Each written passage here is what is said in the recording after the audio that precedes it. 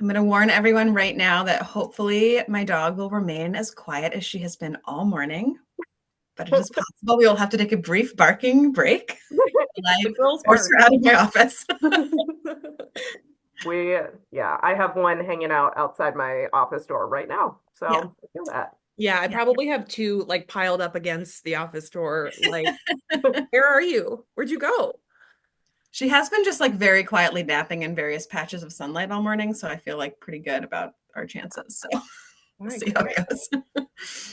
Well, we will go ahead and get started. So welcome everybody. Like I said, our final Romancelandia University lecture. We are so excited that Ella of WhatEllaRead on Instagram has joined us, There she goes resident already. librarian. Hang on. So, and it's so funny. My dog in particular, I work from home. I think she has like a special setting to know exactly when I've sat down and clicked to like start a meeting because that's the moment that she immediately needs Like something urgently. clockwork. Oh, yeah. But so this is our third and final session. We're going to be talking about library access and advocacy in an era of book bans. And we were so excited because when Emily and I were coming up with what do we want our session focus to be, we had been thinking and talking a lot about book bans and just the rise in censorship, which is not a new phenomenon, very cyclical. And Ella will give us a lot of history around other kind of peak moments in particularly in US history where we've seen legislation like what we're seeing today. But it was obviously concerning to us as parents of young kids and as readers and people who are very passionate about access to literature. And so when we announced the session, Ella immediately reached out and was like, if you want to talk about libraries, let me know. And we were 150% on board and so excited to learn a little bit more because again, we come to this just from, our own kind of personal passion as readers. Ella brings, her professional experience as a librarian and working in an academic setting with kids. And so we really appreciate her generosity in spending time with us and talking a little bit more about this. So I will pass it off to Ella to introduce herself and talk a little bit about what we will cover today. Excellent. Thank you for that very warm introduction, Kelsey. So yeah, I'll just give you very briefly. I'm a high school librarian in Western Massachusetts, and this is my, I think, 7th year being in a high school. I previously was in a public library in a youth services role, and before that worked very briefly in academia for a college library, but I was in like a very weird specialized collection that like no one would ever be even thinking about book banning because it was like architecture books. So it was like not anything that would be of interest to somebody who was trying to censor what we're reading. But I spent a lot of time in this space, and this is something that obviously as a school librarian, especially, I've been thinking a lot about for a long time and have been learning a lot about. And even in Massachusetts, there are very active attempts to ban books for children. And so we're going to talk a little bit about what that looks like in history, sort of define some terms for everybody, and then talk about what we can do to hopefully reduce this problem moving forward. So I'm going to share my screen. Let's see if I can figure out how to do this. It's been a hot minute since I have done this. I think it's this one. Emily and I would like everybody to know we wore our themed apparel for this session, our book ban shirts. I love the LeVar Burton one. The Bart one is really good. I think I shared the wrong one. I got to share my other screen. Hang on. Mine says, please keep your bans off our books and our bodies, which is the vibe. That Yeah, is I was wearing perfect. that at the mall the other day and I got complimented on it. I love that. Okay, so can you guys see my screen? Is this working? Yeah. Yep. Okay, great. So library access and advocacy in an era of book bans. And I want to just sort of start by saying that an era of book bans, it's not the era of book bans because there have been many. We will talk about that a little bit. So just a little agenda for what we're going to be discussing. I want to start by defining a couple of terms for folks and then talk about book bans then and now, some myths and misconceptions around book banning, and then talking about how we can better advocate for libraries and the rights of readers. It says that there are resources and references on this slide, but I didn't have a chance to finish formatting them. And because I'm a librarian, I need to do them right. So those will be coming before this gets published into the world. All right, so I want to start by talking about intellectual freedom because I think this is a really important sort of place to sort of set our stage. Intellectual freedom is often sort of used as thrown around a lot as a term. And I think a lot of people don't really know what it means. They're just sort of like, okay, like I guess freedom of thought, maybe.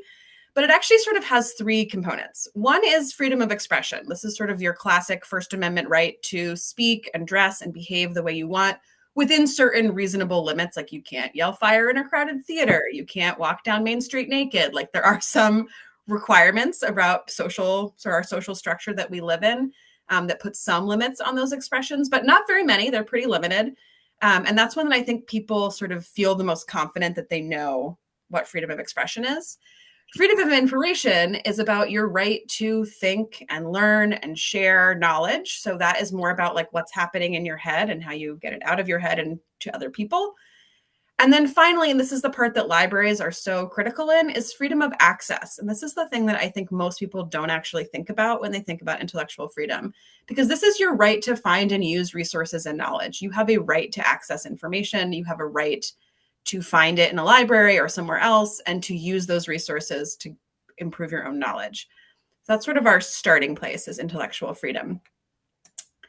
Libraries have a long history of intellectual freedom. I'm not going to go into like all of the many, many details, but I will give you sort of a brief overview of a few of them. So the Library Bill of Rights is a really amazing document, first of all, has a ton of amazing pieces of information in it. And one of the things that I love about the Library Bill of Rights is that it was first created in 1939. And if you think about sort of what is happening in the world in 1939, we're really talking about a time when there was a ton of repression of speech and information happening all around the globe.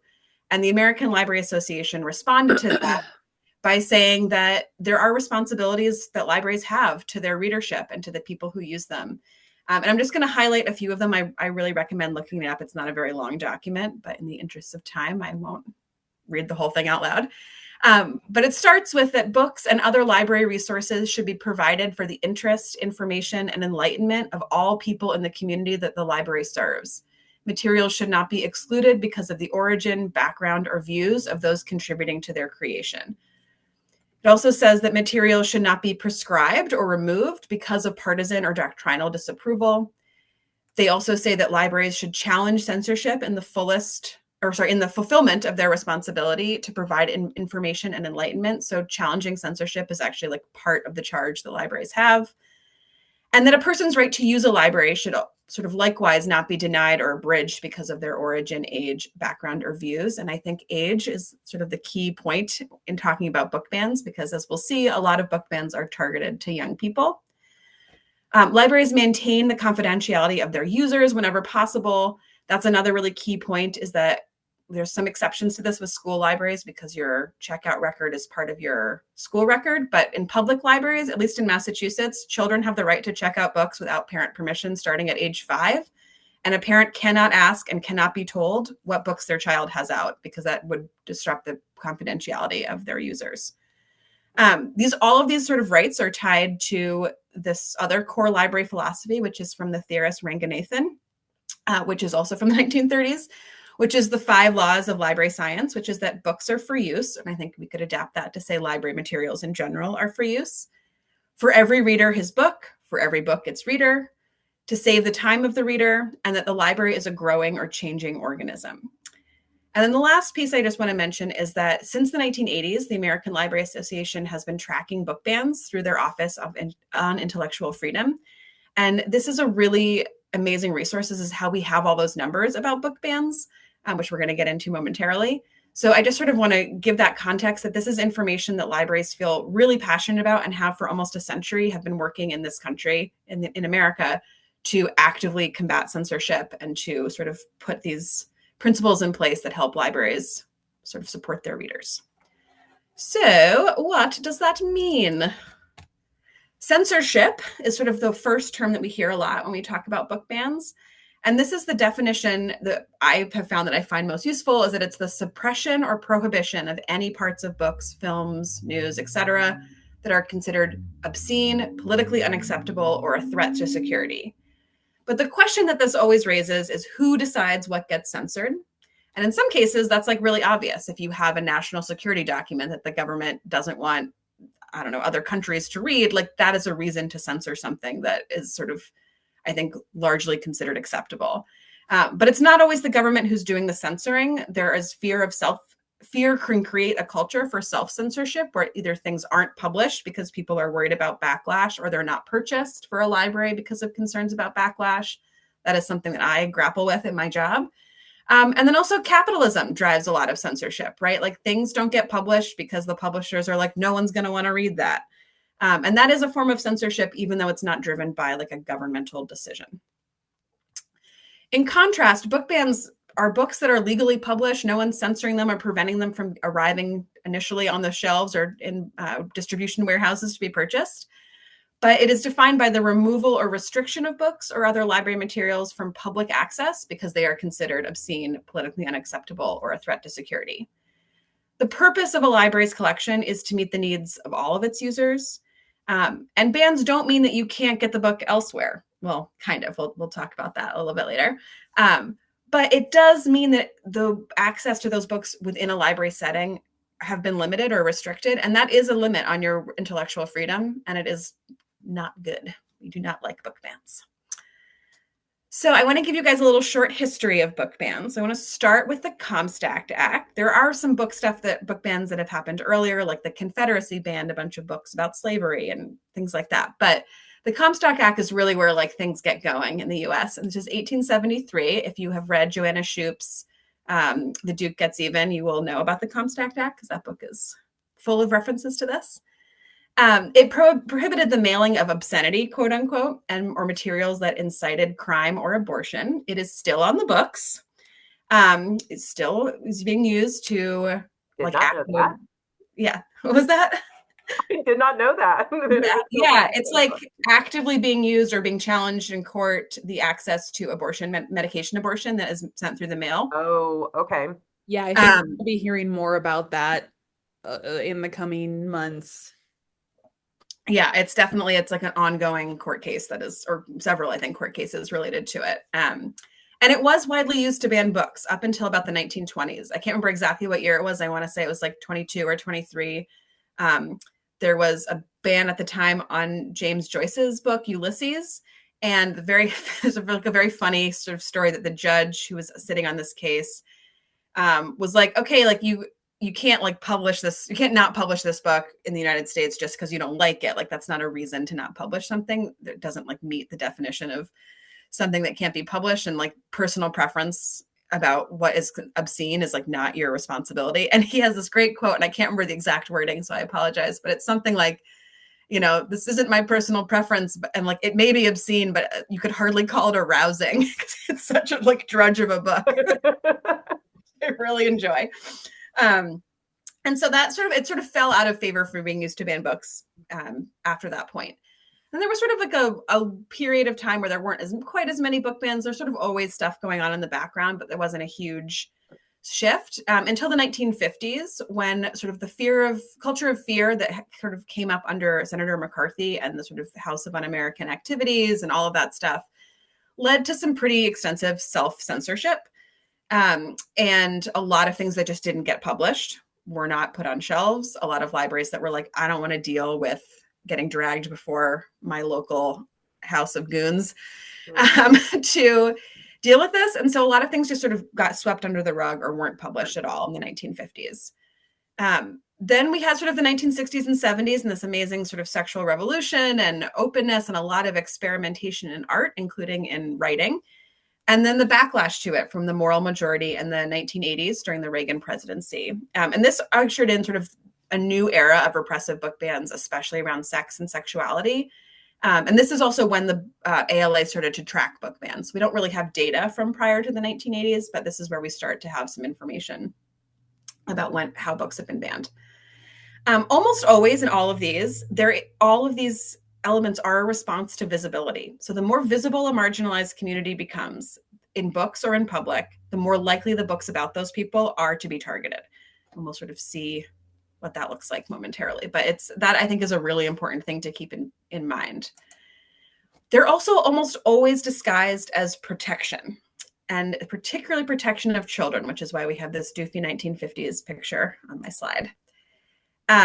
And I think, actually, I'm going to go back one second. because I want to sort of talk a little bit more about that protection piece, which I think is really important. There's a great essay that was written in The Atlantic, I think in 2016, that talks about the history of book bans and book publishing in particular. And I'm going to read a couple of quotes and just talk a little bit about it, because I think it's important to understand this protectiveness portion of understanding book bans. So he writes that the history of the children's book publishing industry in America offers insight into the ways in which traditional attitudes about appropriate, quote unquote, stories often end up marginalizing the lives and experiences of many young readers rather than protecting them.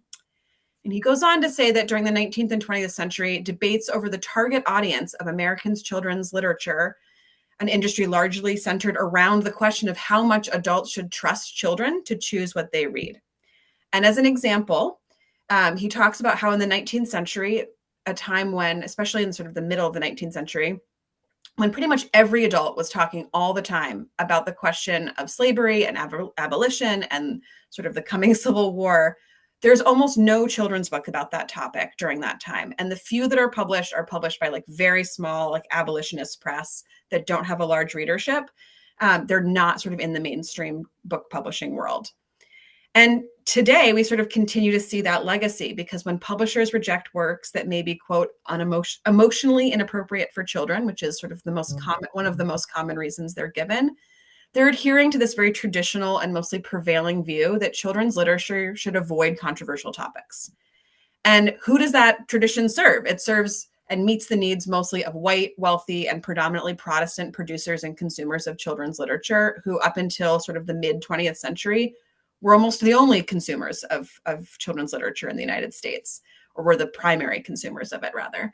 And so we really see like the things that we are seeing now as our like book banning, rise of book ban is still trying to serve that population of white, wealthy, and predominantly Protestant needs of those children over the needs of other children who may have other identities or other marginalized communities. So I just think that's like a really interesting historical, it's like seeing that pattern throughout history. But that takes us to now, because we are still seeing this era of like protectiveness happening. So the first thing is that I think the rise of book bans you can really date to 2020, the current rise we're in.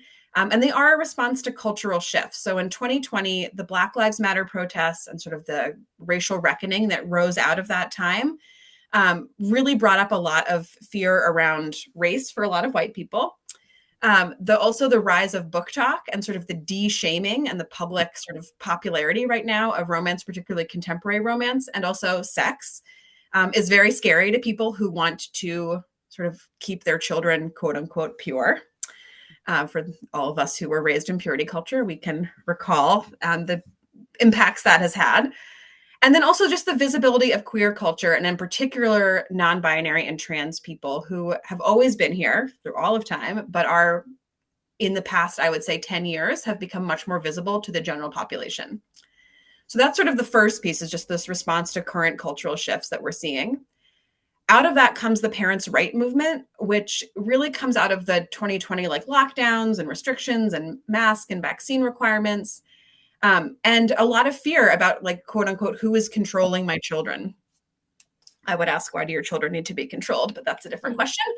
And then a lot of those parents ended up taking power on local school boards, on state boards that govern education, even though many of them do not believe in and do not send their children to public schools. So this is a really important point. A lot of the like Moms for Liberty, sort of the most popular group, but there are many groups like it, do not actually send their kids to public schools. They go to private school or they're homeschooled, which is a perfectly valid way to educate your children. Nothing against that personally. But if you don't believe in public schools, why are you trying to dictate what happens in them? So that's I could go on a long lecture about education. We'll leave that for another time. It's so hard not to go on a long lecture about education. Though. It's like if your whole concern is all about who's controlling your kids, Why do you want to come and control my kids who go to public school when you don't even have kids who go to public school? Why do you get to be the boss of everyone else's kids? Emily, now you're asking the right questions, and that just you can't have that.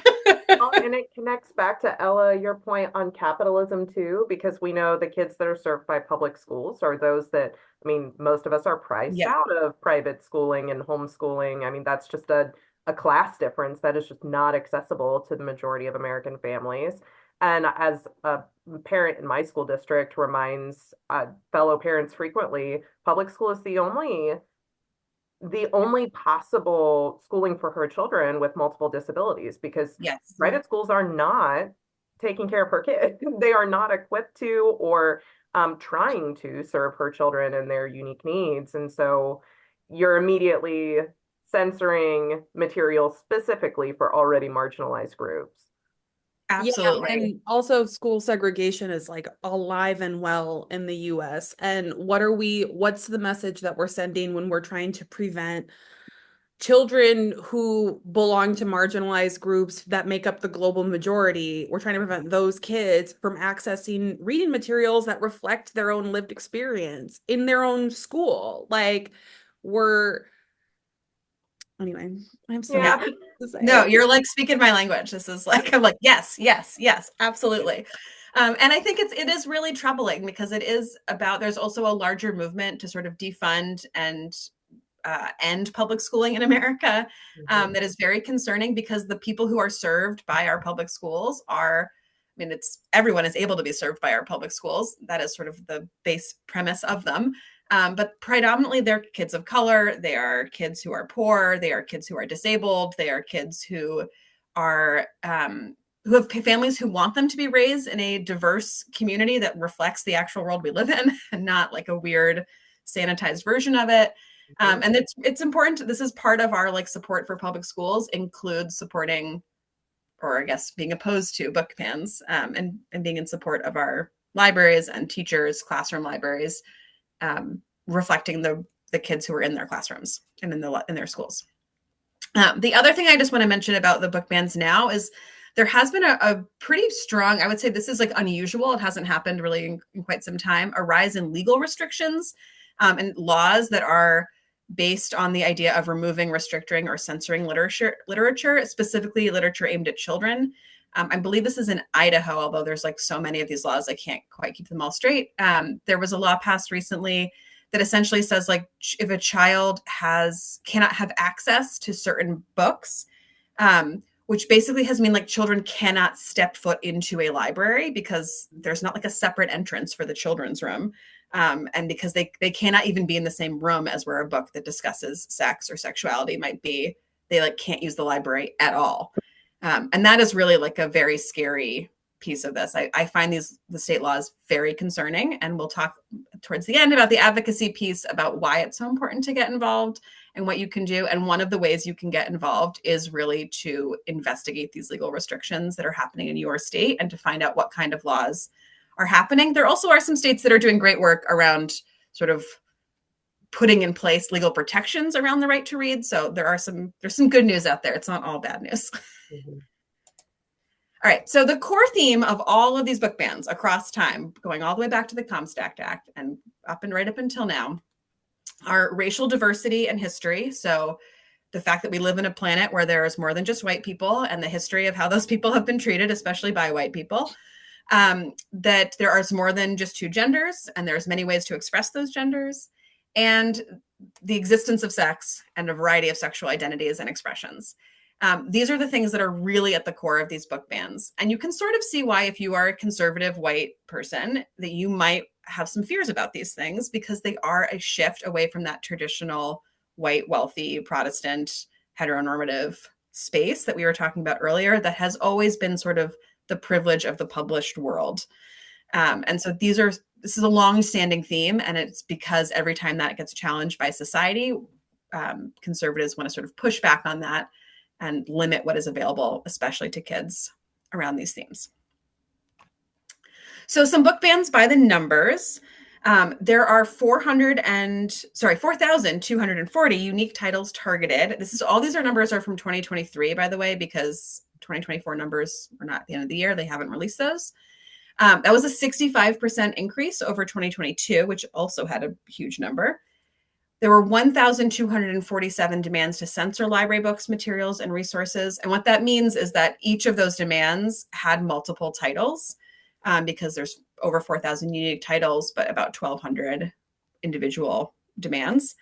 The majority of challenges targeted school libraries, who saw an 11% increase in those challenges over 2022. However, this past year, public libraries started to see a lot more pressure, 92% increase over the previous year, when they accounted for 46% of all book challenges, which is sort of a shift. School libraries have traditionally always been sort of the main place that books get challenged, but we see that public libraries are starting to feel a lot of that pressure as well. There are, as I mentioned before, attempts to ban multiple titles at once are driving this current surge. So it's not like, I think one of the things I often think about is, as a school librarian, like I've had parents reach out to me and say like, hey, there's this book in your library that I like don't want my specific child to read, to which I say, amazing, your kid doesn't have to read it. I'm not going to force it into their hands. And often they have read that book. They have specific concerns about it. They're like happy to talk about it with you. But when you have multiple attempts to ban multiple books at once, oftentimes the person attempting that ban has not read those books, does not have a specific concern about them, just has seen them on a list, or is trying to get many things banned at once. And it's much harder to process that many challenges or attempts to ban things because of the volume of them. And 47% of the books that have been targeted represent voices or lived experiences of LGBTQIA+ people or BIPOC individuals, which I think is really important to understand, that basically 50% of all the books that have been attempted to be censored have been attempted to be censored because of who they are writing about and who they are written by. And obviously this is a huge factor in our own reading world, where I think a lot of times in Bookstagram, we're talking a lot about trying to increase our exposure to voices that don't and experiences that don't match ours. And so when we talk about book bans, removing those books from libraries, that's a direct like assault on us as readers, as adults, as well as obviously on children who deserve to see themselves in books as well. There were attempts to censor 100 titles or more in at least 17 states, which I've listed here. I won't read them all out loud. But you can see that they're from all over the country. There's not like there's definitely some stronger concentrations in certain areas of the country, but the idea that in the Northwest or the Northeast, we don't have book bans is not accurate. Connecticut is the second state on this list, Pennsylvania, Wisconsin. There's a lot of places all over the country that are doing this work. And to that end, I'm going to see if I can share this. I'm going to share my other screen so we can actually see this cool map that the ALA made. And I tried to get this to embed in my slideshow, but I don't have that kind of talent. So this is 2014. So this is 10 years ago. And you can see sort of this is the number of, these are book challenges, which is when somebody asks to have something removed. It does not mean these books actually were removed. The most challenged title in this year was The Absolutely True Diary of a Part-Time Indian by Sherman Alexie. And you can see Texas has the most numbers. They had 54 attempts. Let's see what, I live in Massachusetts, 0 attempts in 2014, looking good. But you can sort of all over the country, you can see there's these different numbers from different areas. Okay, so now we're going to I'm just going to scroll through a little bit. 2015, the book is Looking for Alaska by John Green. This One Summer, which is by Jillian, I think is her first name, Tomiko. It's a great graphic novel. You can start to see the numbers are starting to, there's a couple darker spots, but it sort of looks more or less the same. It's starting to get a little bit darker in 2017. 13 Reasons Why was the most challenged book that year. 2018, I really enjoy this, The Day in the Life of Marlon Bundo and Melissa, which was previously published as George. Day in the Life of Marlon Bundo is a comedy book written by, I think, Stephen Colbert. Or no, John Oliver. Yeah, it was John Oliver. It was about Mike Pence's pet. Funny. Yeah. We have a copy. We have a copy. Reliably, Emily and I both have copies for our children. I love that you both have copies, first of all. And I also love that was the most challenged book that year. Just speaks to sort of how silly some of these challenges are. Dangerous book about a bunny. Really high stakes bunny adventures. Yeah. Super important to protect the children from it. Oh yeah.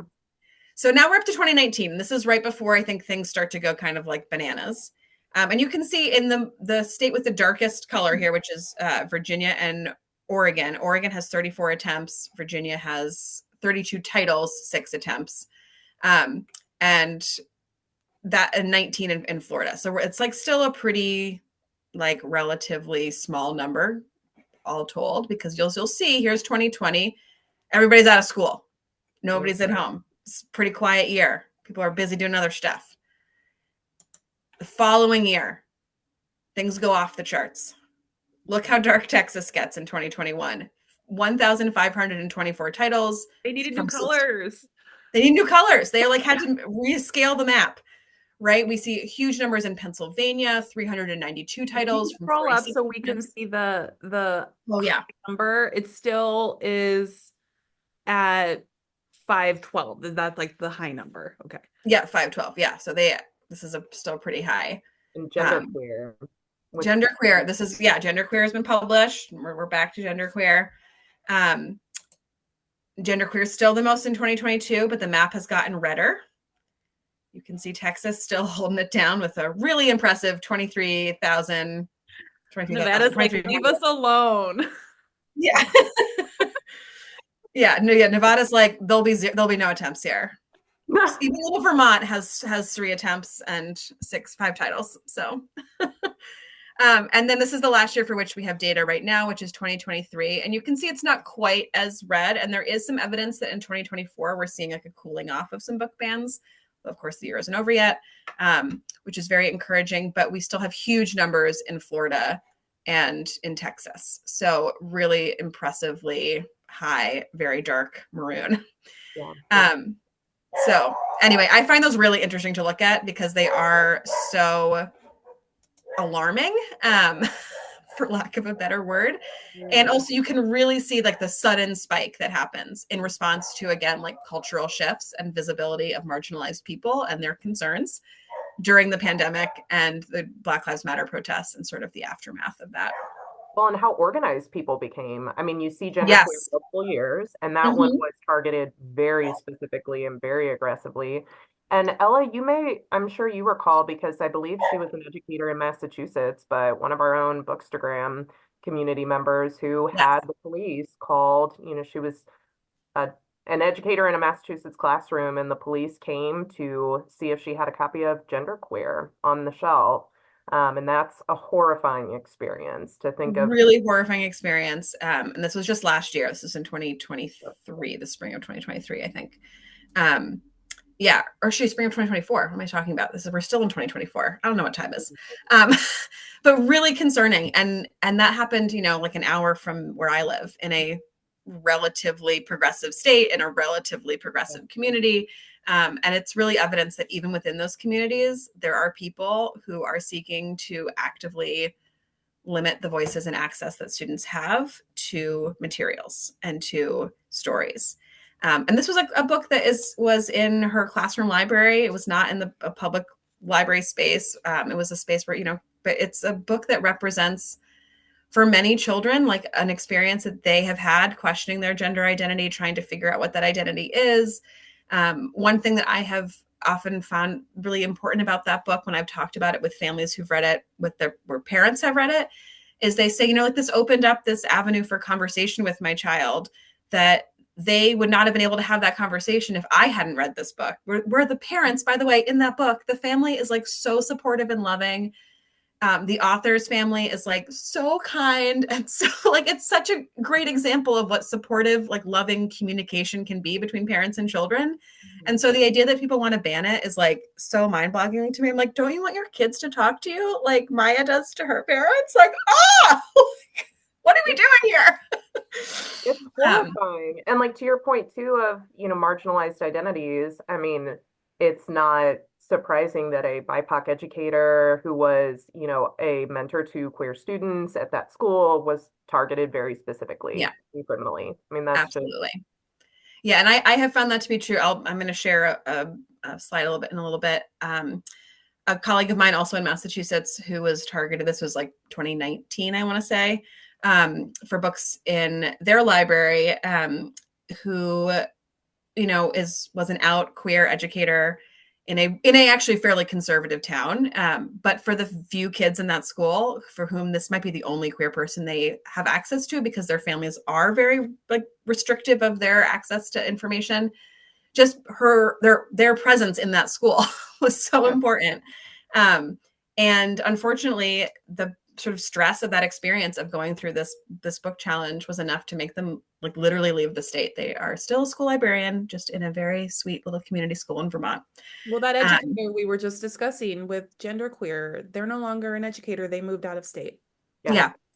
It's really, really hard. And I know other school librarians. Michael Threets, famous Instagram librarian, yes. Michael Threets stopped being a librarian at their home library that they grew up as a library kid in because of really negative experiences dealing with the public, including this like increasingly vitriolic relationship the public has with librarians of all people. I know.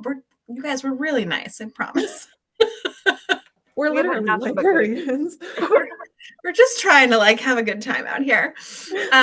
Which actually, this is a good transition, because I think one of the things that we see in library land when these book bans come up is some sort of myths and misconceptions about like sort of why it's important to even be talking about this.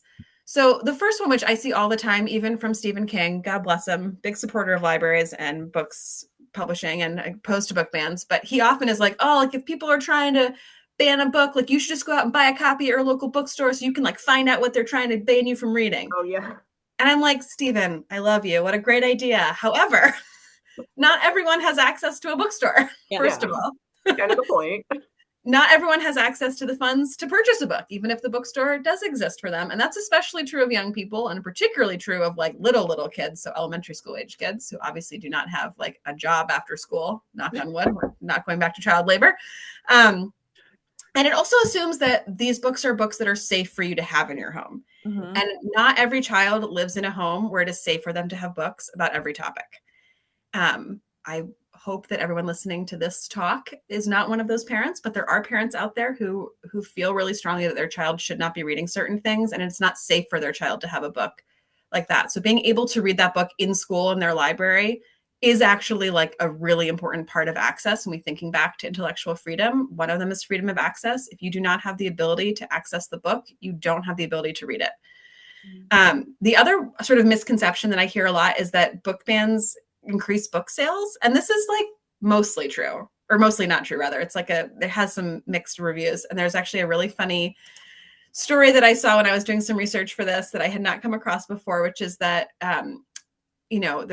we're all sort of, I think, hopefully all aware that a couple of years ago, when Maus was banned, the graphic novel Maus by Art Spiegelman, it sold out on Amazon like instantaneously and was sold out for weeks. And it was very exciting. A lot of people buying this really important book.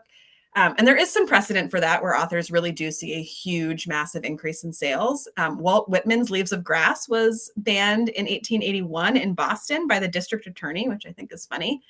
But the public uproar was so much that they bought so many books in Boston that Whitman was able to buy a house based basically exclusively from the proceeds of Boston's attempt to ban their books. Okay, but after our lecture with Erin, I'm over here like in 1880, what did a book cost? Right? Yeah. Versus compared with what did a house cost? Yes, that's very true. Yeah, the costs of both were different. Relative to your daily income. But it is, houses cost less. Yeah. An inverse relationship. Yeah. But for most books that are banned, especially now, they're not, first of all, the banning is not making the national news or even the local news. They're just sort of quietly pulled off the shelves. Yeah. And it also impacts long-term book sales. Like there might be a bump in sort of news when something gets banned initially for a couple of weeks. And then it sort of, as it comes out of the news, it falls off the radar. And now that book is not on the shelves in the library. And also people don't know that it's not on the shelves in the library. So it does have a long-term impact. It's not like, oh, something has been banned. There's this immediate fervor around it. And also if you're trying to ban, 300 titles at once, which as we saw on that map is often happening, then it's hard for people can't go out and buy 300 books at once. Like that's not a reasonable expectation to put on people. And then the last thing I just want to say about the sort of myths and misconceptions is the idea that kids don't need to know about this yet They don't need to know about whatever topic it is that people are trying to ban. And this has a couple of implications. One, it assumes that children don't have rights. Children absolutely have rights. They have rights as readers, they have rights as individuals. And in my opinion, one of those rights is the ability to choose what they would like to read. That is not a legal right. That is a Ella's rules, right? But still. On Romancelandia University. Exactly. It also, what we define as appropriate or what is sort of they need to know about right now is arbitrary. What is right for some kids at some ages is not right for others at the exact same age. And all libraries serve multiple ages, even like a school library that's serving a smaller range of ages. Like I serve students who are 14 to 22. And the students who are 18 to 22 are predominantly our students who have intellectual disabilities and are probably not reading the sort of higher reading level books that their 18-year-old peers are who are in general education. But the library exists to serve all of them. So we have picture books, we have easy readers, we have chapter books, we have full-length novels, we have novels that have a variety of maturity levels because kids need different things. And that appropriateness, like it's not for me to determine what is appropriate for every kid in our school. It's my job to provide a book for every kid in our school. And the best practice about that is to just teach kids how to select books for themselves, how to say, you know, this book is making me uncomfortable and I don't want to continue reading it because it's dealing with topics I don't feel ready to read about. Teach them that it's okay to put the book down and say, okay, you don't have to read that. You can read something else. Listen, in 2024, I'm so serious when I talk about this. In 2024, how many like middle school, high school age kids are like picking up big books that contain mature themes that, you know, some conservative parents might not want them reading instead of just being on YouTube, just being on social media, just being on a gaming system in the first place. So it's like if a child of this age group is like choosing to read, they're generally not all like the books you want. they're not like generally, very generally speaking, they're not like who we're worried about. Right? Yeah. Like they're not like the kids who are like in a lot of trouble and having a really difficult time and like experimenting with things that are gonna hurt their bodily health or whatever. Like they're generally people who are readers. Totally. And like readers are capable of making choices about what they want to read. Yeah. And like kids are what going to grow up to be adults and they need to know how to make their own decisions about what they consume. I think back to so many of the books that we read in middle school and high school, books that had a lot of adult themes and recognizing that, and I'm not faulting books included on my syllabus when I was in school, but I read a lot more about sexual assault than I ever did consensual sex. And like, it was all assigned reading. it was all assigned reading. So I'm like, if my child, when my kids are 6 and 3, they're not, we're still in the magic tree house phase, but you know, when they eventually are, you know, God forbid, picking up A Court of Thorns and Roses. I know everybody in Utah is terrified of that book right now. It's like, God forbid they should be because it's mid. I know, right? That's the hot take. Hot take. But it's like, I mean, I was reading about sexual assault routinely in high school. I would like for my kids to have access to non-sexual assault. Like, yes, that would be great. I would love that for them. And I actually think that's such a good point, Kelsey, because I think a lot of times what we see in sort of these attempts to ban books when they're like reading things out loud in school board meetings or whatever, they're often like there's so many things that are in our curriculum that, as you say, like are talking about sexual assault and not like in a, hey, this horrible thing has happened. Like, how do we deal with it appropriately? Like, you know, the kids in my high school read, you know, The Color Purple, Their Eyes Are Watching God, like these amazing books, but that have really graphic sexual assault in them, that are to credit to those classroom teachers who are doing a great job providing context and discussing things. But it is also like there are not books that are about consensual sex in our curriculum because it would be inappropriate, right? But it is okay to read about sexual assault. And I'm like, I don't think we shouldn't read those books. I think we should maybe have some balance and maybe read some other things. I was way more aware of like Lita, the raped swan, like that. Yeah, like a high school core memory. Like, yeah, totally. Just make it make sense. Like you're worried about, I mean, bestiality was like on the syllabus. So like, just want to be very clear. Yeah, and I think the other thing I'll say about this, and this is sort of we're getting towards the end of my slides, but I think the other part of this is that when we read about these books, like sexual assault is actually a great example, right? There are children who have experienced sexual assault in our schools, in our communities, in our libraries. And when we tell that child that a book that represents their identity or their experiences does not belong in a library or is inappropriate, we are telling that child that they do not belong in their community and that their existence, their experiences, and their identity are not appropriate. And I get like very emotional thinking about this because that is the reality for some students in this country right now. They are living in states and communities and places where they have been told that who they are and what they have experienced, either by choice or against their will, is a problem, and that it's not appropriate for their community and for their group of peers to read about or know about.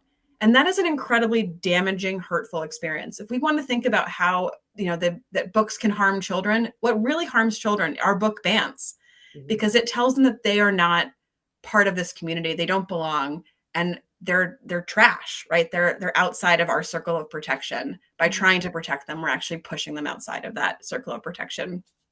And so that is why it is so important to have these variety of books, why it is so important for us to maintain access to those books in school libraries. There are things I don't buy for my high school library students because they wouldn't be appropriate.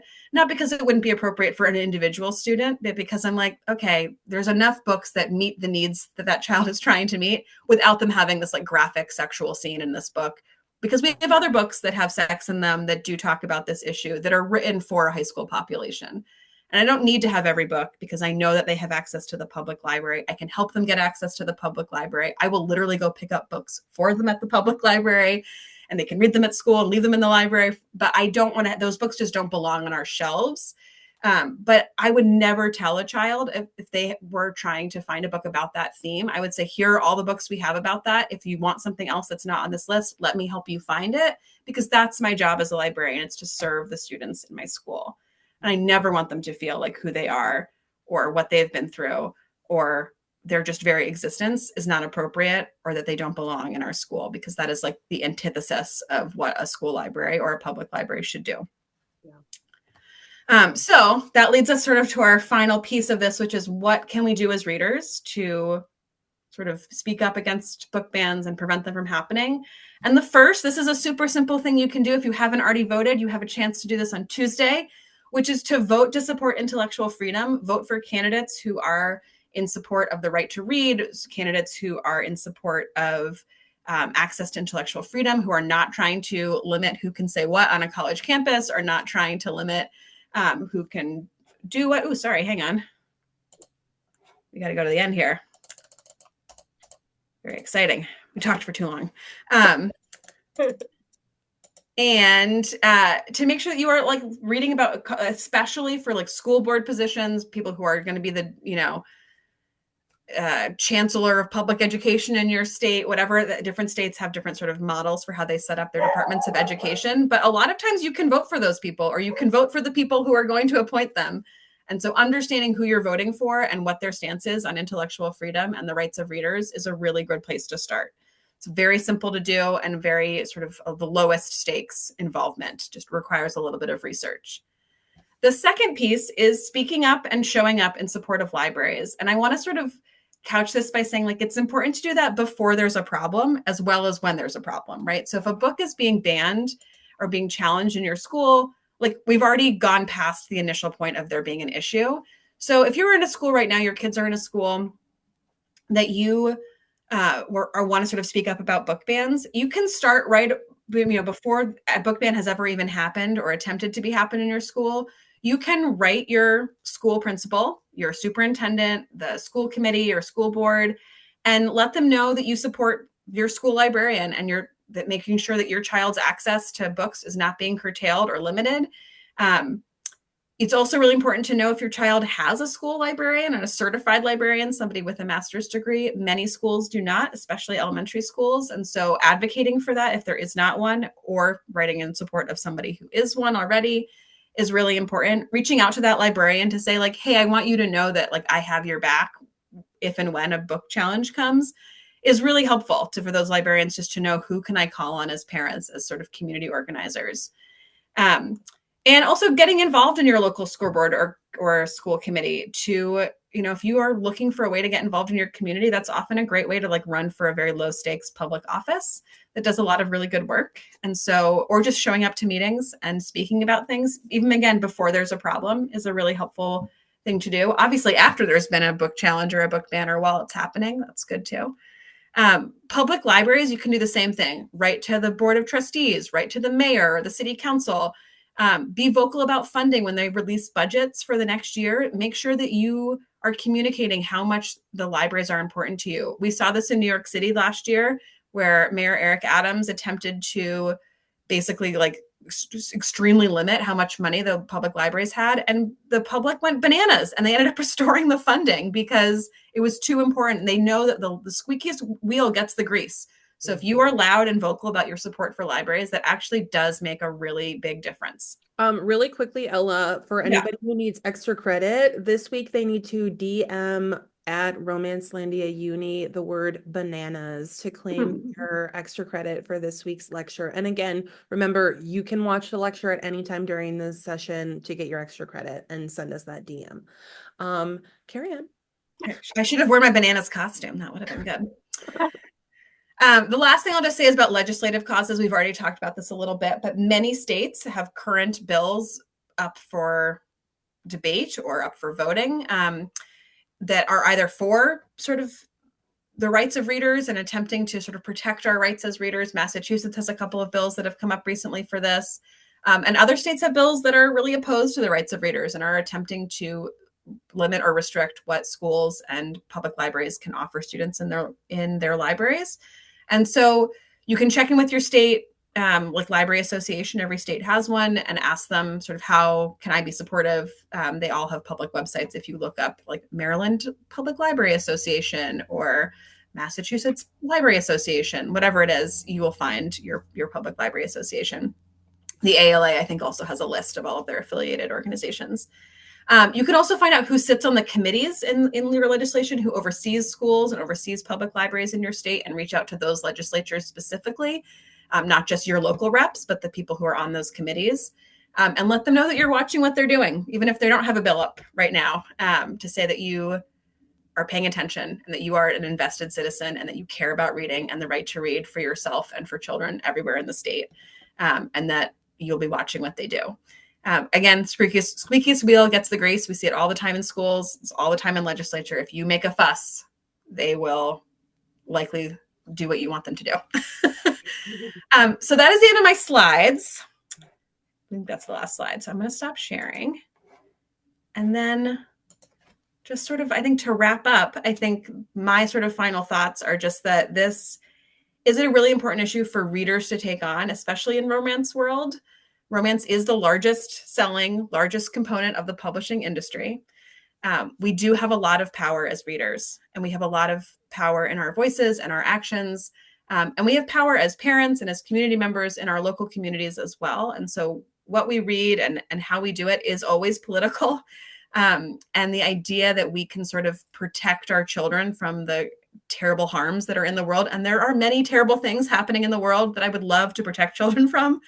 But the reality is that many of them are experiencing these harms. And it is more important for me that rather than to protect that child from the harm that has already happened to them, is to make them feel seen and safe and know that this is a space where they can be who they are, or they don't have to hide their experiences. They can share those out loud, because that is what leads to healing and ability for them to move on with their lives and build a future that is better for all of us. And that can't happen if they feel like they have to hide who they are. And that's true of adult readers too, right? Like that's true in a public library in an adult space. So yeah, I don't know. Do you have questions? I feel like I just talked the whole time.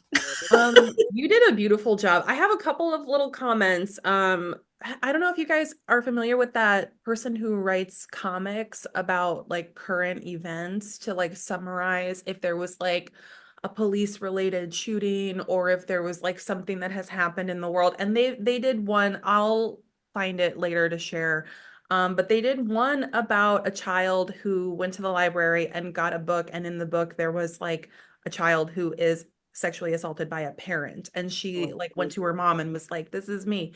And this is an instance where not allowing children to have access to a variety of topics and themes in books is not protecting them. It's doing the opposite. And where allowing them to have access to this information is the thing that provides like the key to unlocking some kind of better future, you know? So I'll find that to like share in RU stories later. And then I also wanted to say, I think for everybody watching, we have a few days until the election, which means we have a few days left of Election Mania, hosted by Claire and Jess by Successful Book Club and Just Maybe Perfect. And you can get credit on Election Mania for doing things like investigating like school board meetings in your area. And you can probably like, I looked up for Los Angeles. I can virtually attend meetings. I can also view minutes from previous meetings. I can virtually leave comments. I don't have to call in. I don't have to show up. They actually are like, don't come here, don't call us. Which makes it like really, it's a lot easier on me as a participant than I thought it was going to be. I was imagining the awkward like Parks and Rec meeting, but they're actually like, please don't come here. So investigate what the local situation is in your area, because you can like have your finger on the pulse. And it's probably easier than you are imagining it is.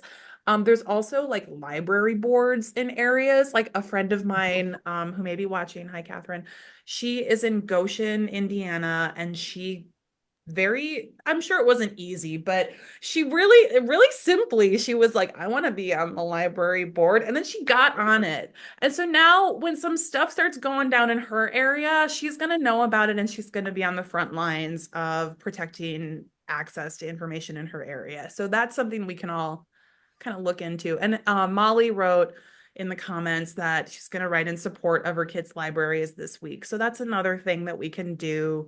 We can write to our public library librarians and also to our school library librarians and offer up some support. And like Ella said, let them know who to call when stuff gets dicey. I want to be on that list. Like I always feel like as a white parent at a school that's very much like a global majority school in the public school system in LA, I always feel like people are looking at me like, don't make that lady mad because she's gonna throw her weight around, you know? And I'm like, what? But I'm like, wait, you know what though?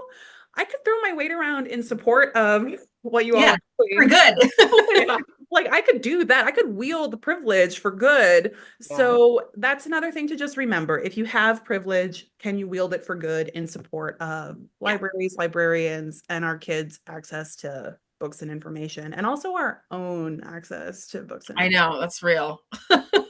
Yeah. And I think that's where, Ella, I really appreciate just especially in that first half of your presentation and breaking down the differences between censorship and bans and understanding that there's a lot that happens to limit access to stories before a book ban, that we think of ever happens. And we all have the ability to help create greater access to important stories. I know we talked even last week about like our grids, like thinking about as bookstagrammers, the majority of folks that are on this call and that will watch this, the reading circles that we have access to, the people in our day-to-day lives we have access to, the books that we talk about, share. Every time we contact our local libraries and request that they get an indie book or, whatever it might be, like we have a lot of ability, more than we sometimes assume, to help create greater access to important stories. And like Emily said, using a lot of us, who do have privilege in those systems, not to overlook the little things that we can do that contribute to creating access to books before they're challenged, while they're still limited just in those shadowy ways that, culturally and monetarily we limit books. Yeah. Capitalism is just a dirty, dirty little system. And it's really hard. In part two, Ella and I will just talk about audiobooks. Rage about Audible for Yeah, Audible talk about exclusives are capitalism. actually evil. They really are. That's my next Romancelandia lecture, is just me complaining about Amazon for an hour. Literally, let me listen to Cornell Collins narrate every single KJ Charles book. Uh-huh. It's all I'm I asking. want to listen to Rosalind Landor narrating Yep. Courtney Milan off of Amazon. I would like my library to be able to get a copy. Yeah, Like, come on. That's craziness. Makes but me yeah, another day, another topic. But Ella, just a tremendous amount of research. Thank you so much This for would be bringing your day-to-day professional life to Romancelandia University, because of we appreciate course. it. Helps us so much as we try to take these actions back into our own lives. So thank you. Thank Thank you. you for having this be the focus of this fall session and having it be something that we're talking about. I think especially around election time, it's really important to think about the ways that our voices really matter in this issue, and that our votes really matter. You elect crazy people to school boards, crazy things will happen. And it also that how much it matters to vote down ballot, and to really think about not just the top of the ticket, but who are you electing in your neighborhood and in your community. Yeah, absolutely. Well, as Emily said at the front end, we will have a recording of this. And Yeah. we'll share. Thank you to everyone who was able to join live. And So make sure you look at Yeah, the chat because you're getting lots of thanks, Ella. yeah. oh, yay. I'm looking at it right now. Okay, thank you, everybody. Everybody enjoy Thanks. the rest of your day.